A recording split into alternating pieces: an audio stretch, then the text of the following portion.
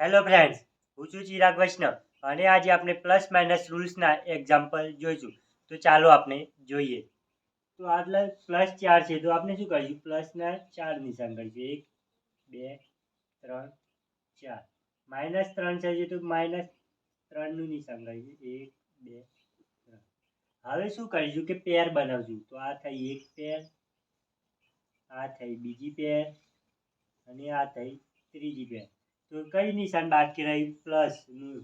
કેટલું નિશાન બાકી છે? 1. તો આપણે શું આટલે જવાબમાં શું આવશે? પ્લસ 1.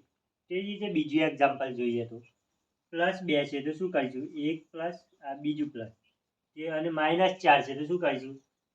1 માઇનસ 2 માઇનસ 3 માઇનસ અને 4 માઇનસ. હવે પેર બનાવશું. તો આ એક પેર, આ બીજી પેર, આ પેર બનતી નથી તો શું થશે કે માઇનસ 2 માઇનસના નિશાન છે તો અહીંયા શું આવશે? -2. તો આવા જ અવનવા વિડીયો જોવા માટે મારી યુટ્યુબ ચેનલને લાઇક, શેર અને સબસ્ક્રાઈબ કરો.